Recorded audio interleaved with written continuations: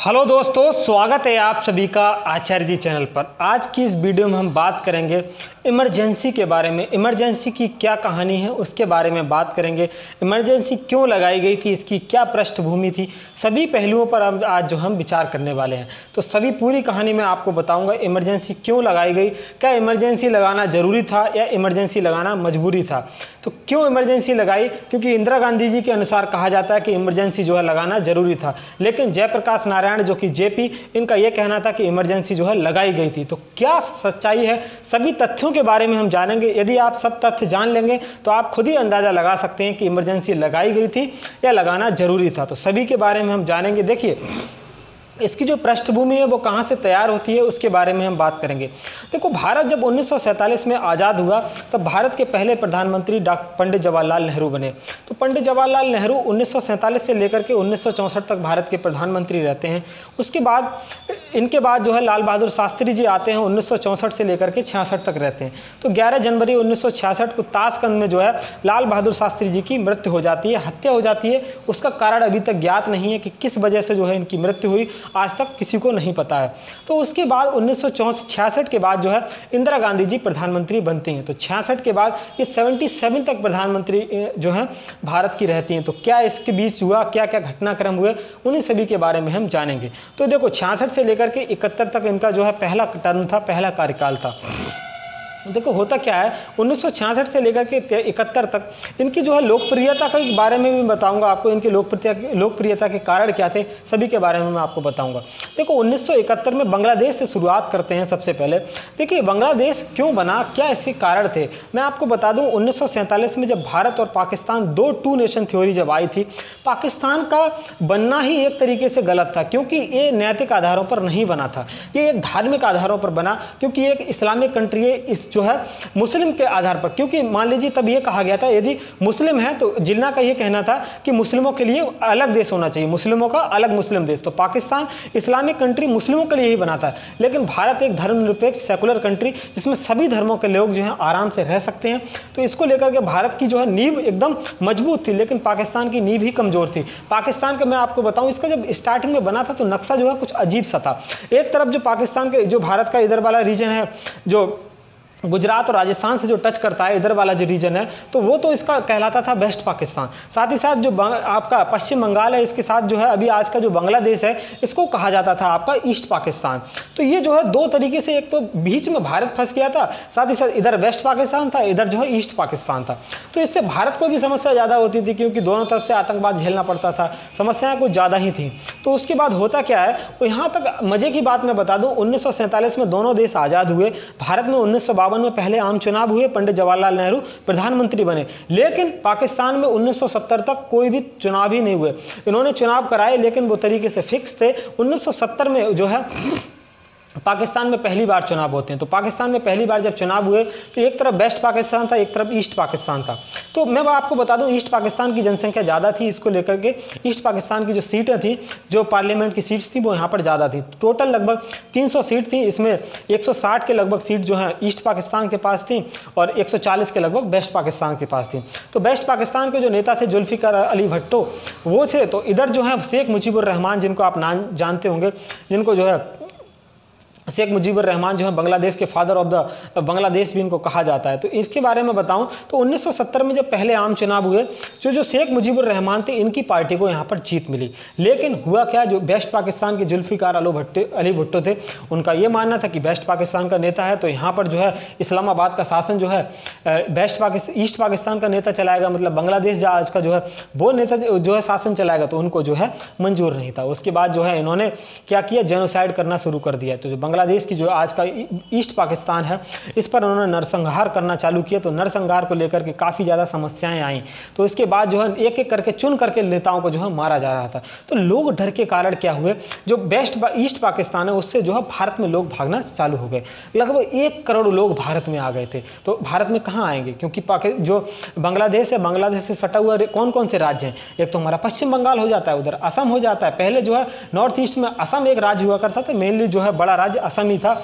उसके अलावा त्रिपुरा, मणिपुर और त्रिपुरा ये भी थे, लेकिन बड़ा राज्य जो था वो असम ही था। नागालैंड वगैरह ये जो मिजोरम, मणिपुर, नागालैंड ये सब जो है ये पहले नहीं थे। तो असम एक बड़ा राज्य था, तो असम में उधर पहुंच गए, इधर पश्चिम बंगाल में पहुंच गए। तो भारत में समस्या ज़्यादा बढ़ गई, क्योंकि भारत की जनसंख्या लगभग 55 करोड़ भारत की जनसंख्या थी। अब 1 करोड़ जनसंख्या और बढ़ गई, 55 करोड़ में लगभग 1 करोड़ की जनसंख्या बढ़ना कोई मामूली बात तो है नहीं।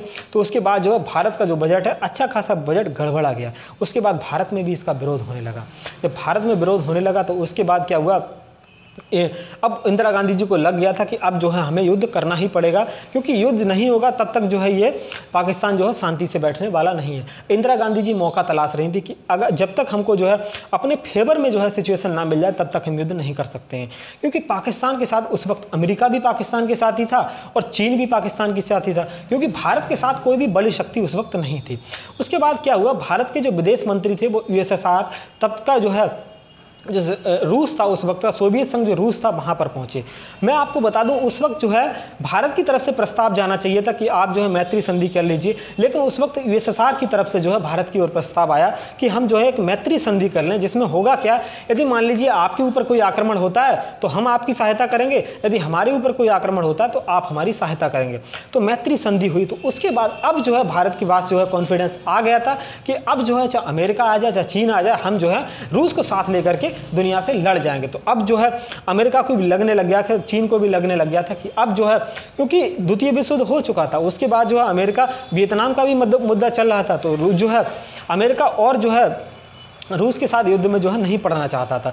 तो उसके बाद मैं आपको बताऊं ये हुआ क्या। तो उसके बाद जो है मानेक शॉ जो थे वो भारत के जो क्या थे, सेना अध्यक्ष थे। तो सेना अध्यक्ष तो इंदिरा गांधी जी ने मानेक शॉ से पूछा कि युद्ध के लिए कौन सा मौसम जो है सही रहेगा, कौन सा वाला समय सही रहेगा, क्योंकि युद्ध जो है यदि मान लीजिए हमको युद्ध करना है तो हमारे हिसाब से मौसम होना चाहिए। यदि मान लीजिए जो है गर्मी का मौसम में हम युद्ध करेंगे तो उसके बाद क्या होगा, जो हमारा चीन की भी सेना जो है, चीन भी सेना अपनी भेज सकता है। तो उन्होंने युद्ध जो है मौसम चुना कि हम जो है ठंडों के मौसम में जो है युद्ध करेंगे, क्योंकि हिमालय पर जो है बर्फ जम जाती, तो चीन के सैनिक भी भारत में नहीं आ पाएंगे, साथ ही साथ जो जम्मू कश्मीर से सटा हुआ रीजन है उधर से भी पाकिस्तान के जो सैनिक वगैरह हैं नहीं आ पाएंगे। तो जो राजस्थान वाला रीजन बच जाता है तो यहाँ से जो है एग्रेशन हो सकता है, तो वहाँ को हम संभाल लेंगे। तो युद्ध की जो है तारीख 4 दिसंबर तय की गई कि 4 दिसंबर 1970 को हम जो है युद्ध की स्टार्ट करेंगे। लेकिन हुआ क्या, भारत जो है पहल नहीं करना चाहता था। इंदिरा गांधी जी पहल नहीं करना चाहती थी कि हम जो है पहल नहीं करें, ये चाहती थी, क्योंकि यदि पहल करेंगे तो अंतर्राष्ट्रीय जो है बिरादरी में भी बदनामी होगी। तो इसको लेकर के इंदिरा गांधी जी पहल नहीं करना चाहती थी। लेकिन हुआ क्या, 3 दिसंबर को पाकिस्तान ने सबसे बड़ी गलती की। उसने क्या किया, अपना जो है हवाई हमला भारत के ऊपर कर दिया। अब 3 दिसंबर को जब उसने हवाई हमला भारत के ऊपर किया, भारत को मिल गया मौका। अब भारत को मौका मिल गया, भारत ने दौड़ा दौड़ा के इनको मारा, इधर ईस्ट पाकिस्तान इधर वेस्ट पाकिस्तान। भारत पूरी तरीके से तैयार था। और जो है मैं आपको मजे की बात बताऊं, 3 दिसंबर को जो है ये युद्ध स्टार्ट हुआ और 6 दिसंबर को भारत ने जो है बांग्लादेश को स्वतंत्र जो है राष्ट्र घोषित कर दिया। आप देखिए 3 दिनों के अंदर ये हो गया।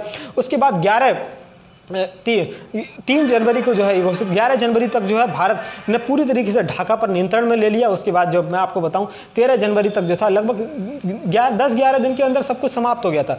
13 जनवरी को जो है पाकिस्तान की जो सेना थी 93,000 सैनिक थे, उन्होंने जो है आत्मसमर्पण कर दिया। ईस्ट पाकिस्तान में जो कि बांग्लादेश बना, उसके बाद आत्मसमर्पण कर दिया। और जो वेस्ट पाकिस्तान है, जो आज का पाकिस्तान है, उधर भी लगभग 15,000 किलोमीटर स्क्वायर का ये रीजन जो था वो भारत के पास आ चुका था। जब भारत के पास इतना रीजन था, भारत के पास लोग मानते हैं कि उस वक्त जो है क्या करना चाहिए था कि भारत को जो है पूरा जो 1947 में उसने जो कश्मीर लेना था तो उस सबको जो है भारत को ले लेना चाहिए था। लेकिन भारत ने ऐसा नहीं किया। उसके वक्त जो है अंतर्राष्ट्रीय दबाव भी थे और भी बहुत सारे कारण थे, क्योंकि यूएसएसआर भी था, वो भी जो है ज़्यादा मूड में नहीं था, क्योंकि और ज़्यादा लंबा खींचने के मूड में नहीं थे। इंदिरा गांधी जी भी ज़्यादा लंबा खींचने के मूड में नहीं थे, क्योंकि उस वक्त हमारी इकोनॉमी भी इतनी ज़्यादा डेवलप नहीं थी कि हम जो है युद्ध को इतना लंबा जो है बर्दाश्त कर सकें। उसके बाद होता क्या है, शिमला समझौता होता है। शिमला समझौते में क्या हुआ, जो 93,000 सैनिक थे उनको जो है भारत ने छोड़ दिया, रिहा कर दिया, और जो युद्ध उनकी भूमि थी वो भी जो है उनको लौटा दी गई। तो भारत ने उनसे ये कहा कि आपको जो है हमारे साथ ये करना पड़ेगा कि जो बांग्लादेश है उसको राष्ट्र के रूप में मान्यता देनी होगी। तो बांग्लादेश को राष्ट्र के रूप में मान्यता दी गई, तो बांग्लादेश एक नया राष्ट्र बनकर के उभरा। तो ये भारत की एक बहुत बड़ी उपलब्धि थी। पूरे विश्व में भारत की धाक जमी। इंदिरा गांधी एक बहुत ही लोकप्रिय नेता के रूप में उभरी।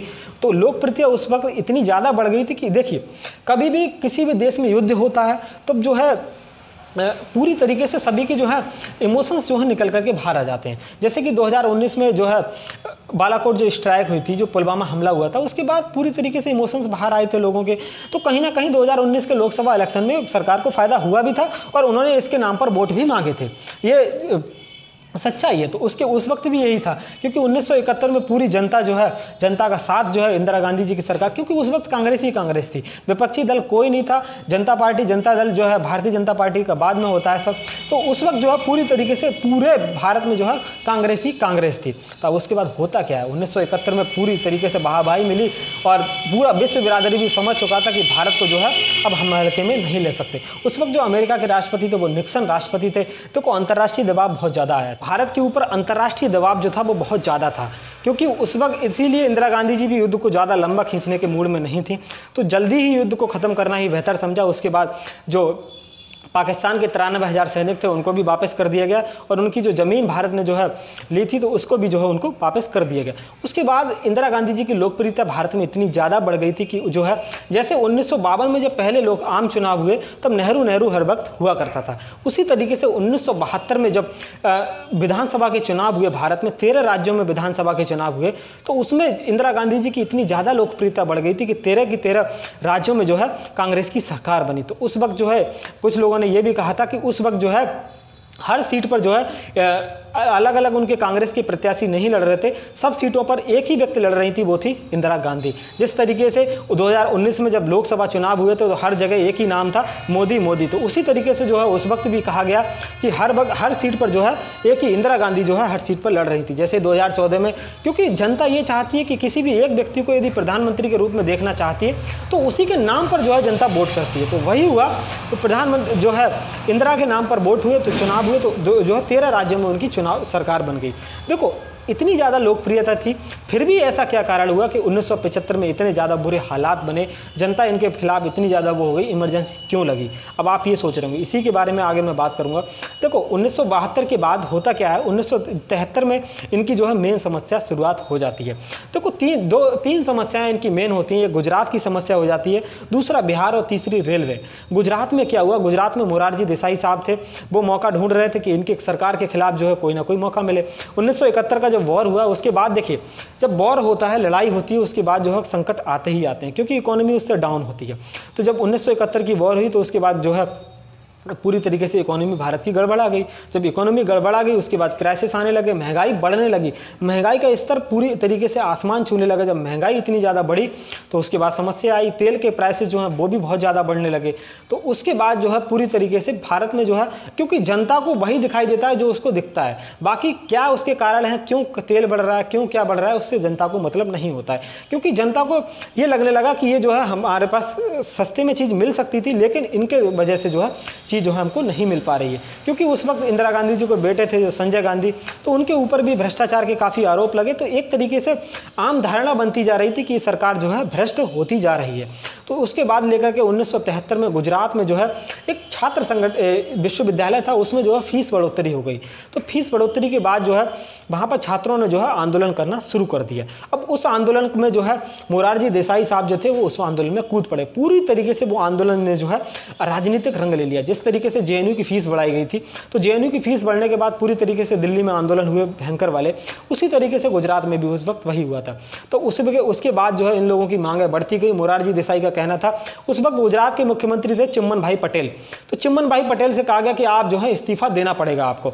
तो अब इंदिरा गांधी के सामने बहुत बड़ा संकट था कि जो है चिम्मन भाई पटेल के ऊपर भ्रष्टाचार के बहुत ज्यादा आरोप लगे। जनता को एक तरीके से जो कन्वेंस कर लिया गया था विपक्ष के द्वारा कि ये सरकार जो है भ्रष्ट हो चुकी है। चिम्मन भाई पटेल जो थे पूरी तरीके से भ्रष्टाचार में लिप्त पाए गए थे। तो उसके बाद जो है इंदिरा गांधी जी उसमें झुकी, उन्होंने कहा कि हम इस सरकार को जो है निलंबित कर देते हैं। लेकिन उसके बाद निलंबन का मतलब ये होता है कि हम इसको दोबारा से भी जिंदा कर सकते हैं विधानसभा को।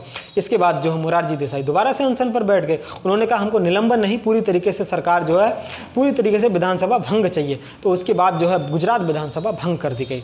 अब जब गुजरात विधानसभा भंग हो गई तो यही प्रयोग बिहार में भी किया जाने लगा। अब बिहार में के नेता आपको पता होगा जेपी नारायण, जो जयप्रकाश नारायण थे। उसके अलावा वहाँ पर भी यही हुआ, वहाँ पर भी फीस बढ़ोतरी हुई थी, स्कूल फीस बढ़ोतरी हुई, उसी को मांग को लेकर के उन्होंने भी जो है आंदोलन करना चालू कर दिया। वहाँ के नेता जैसे कि उस वक्त जो है लालू प्रसाद यादव थे, अभी जो उप मुख्यमंत्री हैं सुशील कुमार मोदी वो थे, शहाबुद्दीन, और उसके अलावा रामविलास पासवान, ये सब जो नेता थे यंग नेता थे उस वक्त के। तो 1973-74 की बात है। तो ये जो यंग नेता थे तो इन्होंने वहाँ पर आंदोलन चालू किया, लेकिन उसके बाद इनकी जो है इतनी ज़्यादा बात नहीं बनी। इन्होंने कहा कि हमारे आंदोलन को व्यापक रूप लेने के लिए उन्होंने जयप्रकाश नारायण से बात की कि आप जो है हमारे आंदोलन में शामिल होइएगा। जेपी ने कहा मैं आंदोलन में शामिल तो हो जाऊंगा, लेकिन मेरी कुछ शर्तें रहेंगी। शर्तें ये रहेंगी कि आंदोलन सिर्फ और सिर्फ बिहार में नहीं सीमित रहना चाहिए, आंदोलन जो है आपका बिहार के पूरे भारत में व्यापक होना चाहिए। हमारा जो पूरा मुद्दा होगा सिर्फ और सिर्फ बिहार पर केंद्रित नहीं रहेगा, हमारा मुद्दा पूरे के पूरे भारत में क्रांति लाना है पूरी तरीके से। तो उन्होंने कहा ठीक है, लालू प्रसाद यादव और जो रामविलास पासवान, शहाबुद्दीन साहब और ये सब जो है कि जो है पूरे भारत में होना चाहिए, हमें कोई दिक्कत नहीं है। उसके बाद पूरी भारत में भारत व्यापी आंदोलन चलाए जाने लगा। तो उसके बाद जेपी ने एक नारा दिया था कि हाँ आप मुझे 1 साल दो, हम जो है नया भारत आपको बना करके देंगे। तो ये जो है नारा अच्छी तरीके से चलने लगा था और लोगों के अंदर एक तरीके से जेपी ये बनाने में कामयाब हुए कि जो है ऐसा हो सकेगा। उसके बाद पूरी तरीके से एक और रेलवे स्ट्राइक हुई थी। जॉर्ज फर्नांडीज जो थे वो रेलवे के उस वक्त जो है कार्यकारी बोर्ड के जो है उस वक्त अध्यक्ष थे। तो जो जॉर्ज फर्नांडीज ने क्या किया, उस वक्त रेलवे जो था मान लीजिए लेट हो जाती है तो कर्मचारियों को जो है वेतन उस हिसाब से नहीं मिलता था, क्योंकि फिर उनकी मांग ये थी कि कर्मचारियों को जो है वर्क आवर फिक्स होने चाहिए। यदि मान लीजिए 8 घंटे फिक्स होते हैं, उसके अलावा यदि कोई भी रेल लेट होती है तो उसका जो है अलग से उनको भत्ता मिलना चाहिए। तो उसके बाद इसमें 70% से ज़्यादा लोगों ने जो है इसमें हड़ताल की। इस वक्त इसको भी इंदिरा गांधी जी संभाल नहीं पाई, चौतरफा दबाव आने लगा था इंदिरा गांधी के ऊपर। एक गुजरात वाला मुद्दा हो गया, बिहार से पूरी तरीके से देश में हवा बन रही थी इनके खिलाफ। तो रेलवे ने सबसे ज़्यादा परेशान किया, क्योंकि ऐसा लगने लगा था जैसे पिछले लॉकडाउन में जो है पूरी तरीके से रेलवे बंद हो गई थी, उस वक्त भी ऐसा लगा था कि पूरी तरीके से रेलवे ठप यदि कभी हुई थी तो उसी स्ट्राइक में ही हुई थी, रेलवे की स्ट्राइक में। उसके बाद किसी तरीके से इस स्ट्राइक को भी इंदिरा गांधी जी ने संभाला। अब सरकार के खिलाफ पूरी तरीके से माहौल तैयार हो चुका था। अब इसके बाद हुआ क्या, इसमें एक जो मैं आपको बताऊं, 1974 में एक और घटना होती है। देखो भारत में जो है परमाणु परीक्षण पहला किया गया। परमाणु परीक्षण जब भारत आज़ाद हुआ था, नेहरू तभी चाहते थे कि हम जो है भारत को परमाणु संपन्न देश बनाएं, लेकिन हो क्या रहा था, इसको लेकर के काम भी चल रहा था। तो नेहरू चाहते थे, लेकिन उसके बाद नेहरू की मृत्यु हो जाती है, लाल बहादुर शास्त्री साहब आते हैं, उन्होंने इस पर ज़्यादा ध्यान नहीं दिया, क्योंकि वो चाहते थे कि देश में और भी बहुत सारे मुद्दे हैं उन पर काम किया जाए। लेकिन जब इंदिरा गांधी जी की सरकार बनी तो उन्होंने जो है कहा कि आप जो है इसको लेकर के तैयार रहिएगा, अब हम यदि आपको अनुमति देंगे तो आप जो है इसको परीक्षण कर लीजिएगा। तो ये जो परीक्षण था वो 18 मई 1974 को पोखरण में जो है पहला परमाणु परीक्षण किया गया। जब पहला परमाणु परीक्षण हुआ तो उससे लेकर के पूरे भारत में और पूरे विश्व में जो है भारत इसके बाद परमाणु संपन्न देश बना, क्योंकि 1974 में भारत का पहला परमाणु परीक्षण हुआ। उतना ज़्यादा सफल नहीं हुआ था पहला परमाणु परीक्षण, लेकिन फिर भी भारत परमाणु उसमें शक्ति में जो है आगे बढ़ा था। उसके बाद यूएस ने सैंक्शन भी भारत पर लगाए। तो 1974 में जब पहला परमाणु परीक्षण हुआ, देश को लेकर के कोई भी काम होता है तो आम जनभावना जो है नेता के प्रति जो है उमड़ने लगती है। तो वही यहाँ पर भी हुआ, तो आम जनभावना जो है उमड़ने लगी। तो उसके बाद पूरी तरीके से जो है इंदिरा गांधी को इसमें थोड़ा बहुत साथ मिला, इसमें फ़ायदा भी मिला, इंदिरा गांधी जी को काफ़ी फ़ायदा मिला। तो इसके बाद होता क्या है, एक और इंदिरा गांधी जी ने 1974 में भारत को तोहफा दिया, वो था सिक्किम के रूप में। मैं आपको बता दूं 1947 में जब भारत आज़ाद हुआ था तब सिक्किम जो था वो भारत का पार्ट नहीं था। लेकिन सिक्किम जो है इसमें 2 संविधान संशोधन हुए, एक 35वां संविधान संशोधन हुआ, एक 36वां संविधान संशोधन हुआ। उसके बाद 35वें संविधान संशोधन 1974 में होता है। उसके बाद जो है इसको संबद्ध राज्य का जो है दर्जा दे दिया गया सिक्किम को। उसके बाद जो 36वां संविधान संशोधन 1975 में हुआ तब सिक्किम जो है पूरी तरीके से भारत का राज्य बना। तो इसके बाद थोड़ा सा माहौल जो उन्होंने कंट्रोल करने की कोशिश की, लेकिन इसके बाद होता क्या है, अब 1975 आ जाता है। 1975 के बारे में हम बात करेंगे, क्योंकि मेन घटना यही है, मेन मजा यहीं पर आएगा, क्योंकि 1975 में ही इमरजेंसी लगी थी। इमरजेंसी से पहले के क्या हालात थे, इसीलिए मैंने आपको पूरी पृष्ठभूमि समझाई। यदि आप पूरी पृष्ठभूमि को समझेंगे तभी आप समझ पाएंगे कि इमरजेंसी के क्या कारण थे। थे, क्योंकि लोग जो है यदि उसको आप सिर्फ एक ही परिप्रेक्ष्य में देखेंगे तो आप उसके साथ जो है जस्टिस नहीं कर पाएंगे। तो पूरी आप सिनेरियो को समझिएगा, तभी आप जो है समझ सकते हैं कि इमरजेंसी के क्या कारण थे। 1975 आ चुका था। 1975 में 12 जून 1975 एक बहुत ही महत्वपूर्ण तारीख है। इस दिन जो है इंदिरा गांधी जी को दोहरा तिहरा झटका लगा था। देखो उससे पहले क्या था, मोरारजी देसाई गुजरात में दोबारा से अनशन पर बैठ गए थे 1975 में। उन्होंने कहा कि गुजरात में जो है चुनाव करवाइएगा। अब चुनाव को लेकर के बैठ गए क्योंकि इंदिरा गांधी जी चुनाव नहीं करवाना चाहती थी। अब उसके बाद जो है यहाँ पर चुनाव की घोषणा हुई। तो 12 जून को जो है गुजरात विधानसभा चुनाव के रिजल्ट आए और उसमें कांग्रेस को जो है बुरी तरीके से हार मिली। जब कांग्रेस को हार मिली तो इंदिरा गांधी जी को बेहतरीन झटका लगा था। इसके अलावा एक इलाहाबाद हाईकोर्ट का जजमेंट आया था। अब जजमेंट को समझने के लिए थोड़ा पीछे जाना पड़ेगा। 1971 में जब आम लोकसभा चुनाव हुए थे तो उसमें जो इंदिरा गांधी जी चुन करके आई थी, क्योंकि इंदिरा गांधी सांसद थी, रायबरेली सीट से जो ये लड़ी थी। जब रायबरेली सीट से ये लड़ी तो उसके बाद हुआ क्या, इनके जो विपक्ष में थे वो जयनारायण थे, राजनारायण थे। तो राजनारायण वर्सेस जो है इंदिरा गांधी चुनाव हुआ था वहाँ पर। तो वहाँ पर जो है 1 लाख से ज़्यादा वोटों से जो है इंदिरा गांधी जी वहाँ पर जीती थी। लेकिन आमतौर पर ज़्यादातर यही होता है कि मान लीजिए कोई भी सांसद कहीं से हार जाता है तो दूसरे सांसद पर जो है धोखाधड़ी का आरोप लगा करके वो जो है उसके खिलाफ कोर्ट में केस कर देता है। तो राजनारायण ने जो है यही किया वहाँ पर। तो राजनारायण ने जो है इलाहाबाद हाईकोर्ट में केस किया। इलाहाबाद हाईकोर्ट में जब ये केस हुआ तो उसके बाद होता क्या है, इसका जो है फैसला 12 जून को आया था। इसमें उन्होंने 14 आरोप उन पर लगाए। 14 में से 12 आरोप तो खारिज कर दिए, लेकिन 2 आरोप जो हैं इसमें साबित हुए। तो 2 आरोप जो हैं साबित हुए, इलाहाबाद हाईकोर्ट के जज थे, उनके द्वारा फैसला सुनाया गया। इसमें हुआ क्या, 2 आरोप कौन कौन से इसमें साबित हुए वो यदि मैं आपको बताऊं तो एक तो इन पर आरोप ये साबित हुआ कि इनका जो चुनाव के वक्त जो इनकी रैली वगैरह थी, तो जो वहाँ के जो अधिकारी थे, डीएम वगैरह थे, उन्होंने जो है उनको मंच वगैरह लगाने में उनकी जो है सहायता की। तो इसको लेकर के उन्होंने ये आरोप लगाया कि इन्होंने जो है सरकारी तंत्र की सहायता ली है चुनाव को जीतने में। तो एक आरोप सिद्ध हो गया। उसके अलावा जो इनके जो चुनाव के करवाने वाले जो अधिकारी थे वो आईएएस अधिकारी थे, तो उन्होंने जो है रिटायरमेंट लिया था। तो रिटायरमेंट उन्होंने बाद में लिया, पहले उन्होंने जो है उनका पद संभाल लिया था, इंदिरा गांधी जी के एजेंट का पद संभाल लिया था। तो इसको लेकर के उन पर जो है 2 आरोप सिद्ध हुए। उसके बाद 12 जून 1975 एक ऐसी तारीख है जिसने भारतीय राजनीति में भूचाल ला दिया था। उस दिन जो है इलाहाबाद हाईकोर्ट का फैसला आया।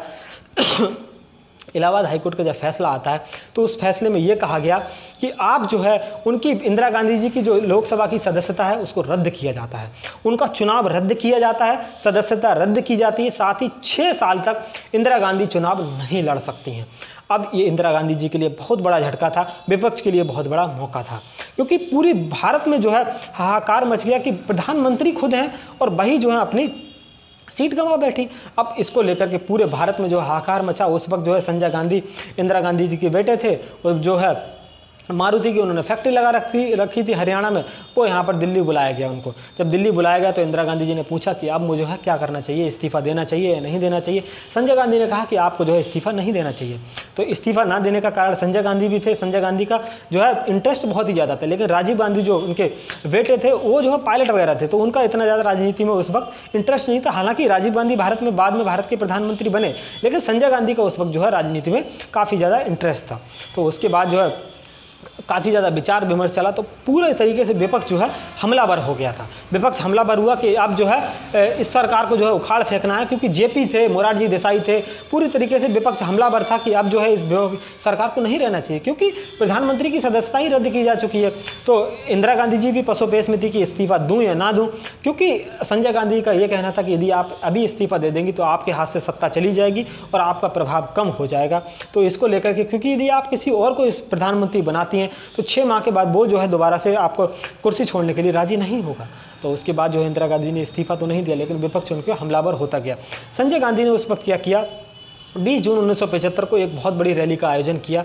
उसमें जो है पूरे देश के कोने कोने से लोगों को जो है फ्री में बस फ्री कर दी, ट्रेन फ्री कर दी, पैसे दे करके लो है लगभग 10 लाख 7.5 लाख 8 लाख की भीड़ जो है दिल्ली में इकट्ठी कर ली गई। पूरी एक भयंकर भाषण हुआ। इंदिरा गांधी जी बहुत अच्छी तरीके से इमोशनल भी हुई और पूरी तरीके से उन्होंने इमोशनल भी हुई। काफ़ी ज़्यादा उन्होंने कहा कि जो है इंदिरा गांधी इमोशनल, तो इसको लेकर के कि हम मेरे ऊपर बेबुनियाद जो है आरोप लगाए जा रहे हैं। उसके बाद हुआ क्या, 22 जून 1975 को जो है 22-23 जून को एक विपक्ष ने इसमें रैली की। जेपी की रैली होनी थी, जेपी को पटना से जो है दिल्ली आना था, लेकिन इनका जो है तकनीकी खराबी के कारण, मौसम खराब के कारण जो है इनके जो प्लेन था उसको अनुमति नहीं दी गई, क्योंकि आप समझ ही सकते हैं कि जो सत्ता पक्ष रहता है वो अनुमति उसने नहीं दी। तो जेपी फिर भी पटना जो है, पटना से दिल्ली आए, ट्रेन के रास्ते जो है दिल्ली आए। अब उसके बाद होता क्या है, 25 जून 1975 को विपक्ष जेपी ने एक बहुत ही बड़ी रैली की, जो है दिल्ली का जो रामलीला मैदान है वहाँ पर एक बहुत बड़ी रैली का आयोजन हुआ। इंदिरा गांधी जी समझ चुकी थी कि अब जो है स्थिति जो है हाथ से जो है पानी जो है सर से ऊपर निकलने वाला है। तो 25 जून 1975 को जो रैली हुई, जेपी ने उसमें आह्वान किया, सरकारी तंत्र से कहा, सेना से कहा, सभी कर्मचारियों से कहा कि आपको ऐसी सरकार का आदेश नहीं मानना चाहिए जो पूरी तरीके से भ्रष्ट हो चुकी है। आपको इस सरकार का आदेश नहीं मानना चाहिए और आपको सशस्त्र विद्रोह जो है कर देना चाहिए, और विद्रोह करने का इन्होंने आह्वान किया। अब इंदिरा गांधी जी और संजय गांधी ने दिमाग लगाया, यहीं से कहा कि इसी को ग्राउंड बना करके हम जो है आंतरिक अशांति, ये लोग आंतरिक अशांति फैला रहे हैं और इसी को ग्राउंड बना करके हम जो है इमरजेंसी लगा देते हैं। तो इन्होंने इसी का फायदा उठाया। देखिए किस तरीके से सत्ता भोग, क्योंकि इंदिरा गांधी जी जो है कुर्सी नहीं छोड़ना चाहती थी, सत्ता सुख के कारण उन्होंने किस तरीके से लोकतंत्र को रौंदा उसके बारे में मैं आपको बताऊंगा। देखो उसके बाद होता क्या, 25 जून 1975 को शाम को जो है फखरुद्दीन अली जो है अहमद जो थे उस वक्त जो है भारत के राष्ट्रपति थे। इंदिरा गांधी जी उनके पास पहुंची और कहा कि हम जो है इमरजेंसी भारत में लगाना चाहते हैं। तो फखरुद्दीन अली अहमद ने कहा कि क्या आपने कैबिनेट से इसकी स्वीकृति ली है? तो उन्होंने कहा स्वीकृति तो नहीं ली है, हम बाद में ले लेंगे।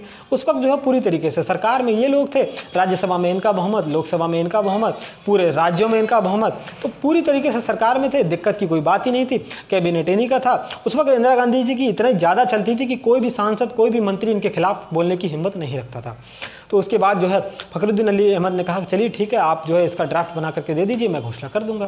तो फखरुद्दीन अली अहमद ने जो है इसकी घोषणा की कि इमरजेंसी जो है लगा दी गई। 25 जून 1975 को रात में ही इमरजेंसी के उस पर साइन हो जाते हैं। उसके बाद 26 जून 1975 को सुबह 6 बजे कैबिनेट की मीटिंग बुलाई गई। इंदिरा गांधी जी ने कैबिनेट के लोगों को बुलाया, एक भी व्यक्ति ने एक भी सांसद या मंत्री ने जो है इसका विरोध नहीं किया। तो विरोध नहीं किया, उसके बाद हुआ क्या, पूरी तरीके से भारत में उसी रात 26 जून 1975 को जो विपक्ष के बड़े बड़े नेता थे, जेपी नारायण थे, मोरारजी देसाई, लाल कृष्ण आडवाणी, अटल बिहारी वाजपेयी, पूरा जो भी विपक्ष था सबको भर भर के जेल में ठूसा जाने लगा। जो भी व्यक्ति जहां मिला उसको जेल में ठूसा। पूरी तरीके से भारत में लोकतंत्र को, भारत की सरकार को कैप्चर कर लिया गया। एक तरीके से लोकतंत्र में जो है अत्याचार शासक जो है भारत की दिल्ली पर गद्दी पर उस वक्त बैठी हुई थी। पूरी तरीके से कुशासन उस वक्त चल रहा था। आर्टिकल 21 जो है उसको छीन लिया गया। भारत के लोकतंत्र के जो मौलिक अधिकार थे उनको समाप्त कर दिया गया। जीवन जीने का अधिकार, आर्टिकल 21 जीवन जीने, right to life and personal liberty, उसको समाप्त कर दिया गया। आपको बोलने की आज़ादी नहीं थी, आपको कुछ भी करने की आज़ादी नहीं थी। नसबंदी करा दी गई। पूरी तरीके से इस जो सरकार है पूरा इसका रौद्र रूप जो है निकल करके सामने आया। लोग जो है त्राहिमाम करने लगे, जनता त्राहिमाम करने लगी थी उस वक्त। तो 1975 26 जून 1975 से लेकर के लगभग 19 माह तक इस जो शासन है इसका इतना कुशासन चला कि जो है भारत की जनता पूरी तरीके से त्राहिमाम होने लगा था। विपक्ष के नेताओं को सबको जेल में बंद कर रखा था और पूरी तरीके से भारत में जो है पूरा भारत लॉक कर दिया था इन्होंने। सिर्फ इन्हीं का राज चल रहा था। इसी बीच इन्होंने क्या किया, उसके बाद जेपी को बाद में छोड़ दिया गया था हालांकि, लेकिन इस बीच इन्होंने क्या किया, लगभग 19 माह तक इमरजेंसी रही थी। जनवरी 1977 में जब लगभग जो है इमरजेंसी हटती है, तो इसी बीच उन्होंने क्या किया, पूरी तरीके से जो इनके खिलाफ जो है आरोप लगे थे, जो भी जजमेंट आया था, क्योंकि इलाहाबाद हाईकोर्ट का जजमेंट आया था, उसके बाद जब ये सुप्रीम कोर्ट में जब गई थी तो इनको स्टे मिला था, क्योंकि स्टे में यह कहा गया था कि आप जो है प्रधानमंत्री पद पर बने रह सकते हैं, लेकिन आपकी लोकसभा की जो सदस्यता है वो चली जाएगी।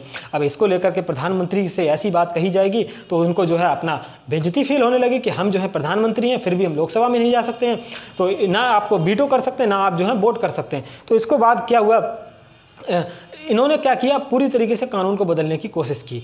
उस वक्त जो मान लीजिए जज ने जो है फैसला सुनाया था कि जो जिस भी ग्राउंड पर जो है जैसे जो अधिकारी वगैरह जो सहायता ले सकते हैं, तो उस भी कानून को उन्होंने उल्टा करवा दिया कि यदि कोई भी सहायता लेता है तो उसको खिलाफ जो है आप नहीं जा सकते कोर्ट में। और कोर्ट में इसको जो है उन्होंने पिछली डेट से लागू कराए। जो भी कानून उन्होंने अपने फ़ायदे के लिए बनाए उनको पिछली डेट से लागू कराया। जो उनका सज़ा थी तो उसको लेकर के उन्होंने पिछली डेट से सारे कानून लागू करवा लिए, पूरे संविधान संशोधन कराए।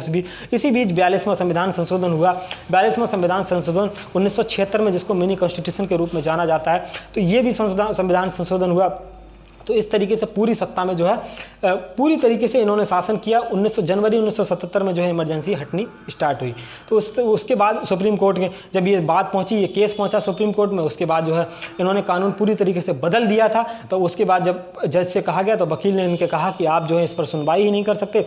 उसके बाद सुप्रीम कोर्ट ने इनको बरी कर दिया। इसके बाद इंदिरा गांधी जो है पूरी तरीके से बरी हो जाती हैं, इनको बच जाती हैं। उसके बाद इनको ये उम्मीद थी कि अब जो 1977 में चुनाव होगा, देखो इसके बाद बांग्लादेश का एक और मुद्दा आता है। जब 1972 बांग्लादेश में उस वक्त जो है इमरजेंसी लगी थी, जब भारत में इमरजेंसी थी उससे पहले ही बांग्लादेश में जो है इमरजेंसी लगी थी, क्योंकि वहाँ पर अकाल पड़ गया था।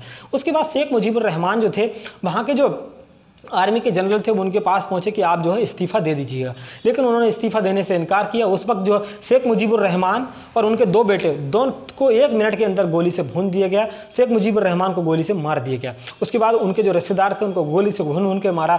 उसके बाद उनकी जो बेटी अभी शेख हसीना जो है, वो शेख मुजीबुर रहमान की बेटी हैं, जो कि हाल ही में अभी जो है बांग्लादेश की मुख्य प्रधानमंत्री जो है बनी हुई हैं, तो वो उन्हीं की बेटी हैं। तो उसके बाद होता क्या है, जब ये चुनाव हो जाता है, उसके बाद जब इनकी हत्या हुई, इंदिरा गांधी यहाँ पर काफ़ी ज़्यादा डर गई, क्योंकि उनको ये डर था कि मेरे साथ भी कहीं ऐसा ना हो जाए। तो इसके बाद जो है 1977 में इनको इसी वजह से उन्होंने जो है इमरजेंसी को इतना लंबा खींचा। 1970 में जब इमरजेंसी हटी, उसके बाद चुनाव हुए। चुनाव में आपको पता ही होगा, जो कांग्रेस पार्टी थी इसकी बुरी तरीके से हार हुई, और जो है उसके बाद पहले गैर कांग्रेसी प्रधानमंत्री बने वो थे मोरारजी देसाई। तो आपको ध्यान रखना है, भारत के पहले गैर कांग्रेसी प्रधानमंत्री जो थे वो मोरारजी देसाई थे। तो ये दोस्तों मैंने आपको पूरी इमरजेंसी की कहानी सुनाई। यदि आपको पसंद आई हो तो इसको आप लाइक कीजिएगा, क्योंकि पूरी कहानी थी, इसका पृष्ठभूमि आपको समझना जरूरी था। यदि आप पृष्ठभूमि नहीं समझेंगे तो आपको ये जो है पूरी कहानी समझ में नहीं आ पाएगी। तो पूरी पृष्ठभूमि मैंने आपको समझाई, कहाँ से इसकी शुरुआत हुई थी और क्या इसके कारण थे, क्या इमरजेंसी मजबूरी थी या जो है ज़रूरी थी। तो आप इसको जो है कमेंट बॉक्स में बताइएगा कि इमरजेंसी ज़रूरी थी या मजबूरी थी। आप इसका अब आकलन आराम से कर सकते हैं, क्योंकि इमरजेंसी जो है मैंने आपको पूरे तथ्य बता दिए हैं। आप इसका आराम से आकलन कीजिएगा। कमेंट बॉक्स में आप मुझे बताइएगा वीडियो आपको कैसी लगी। चलिए, थैंक यू दोस्तों, गुड बाय एंड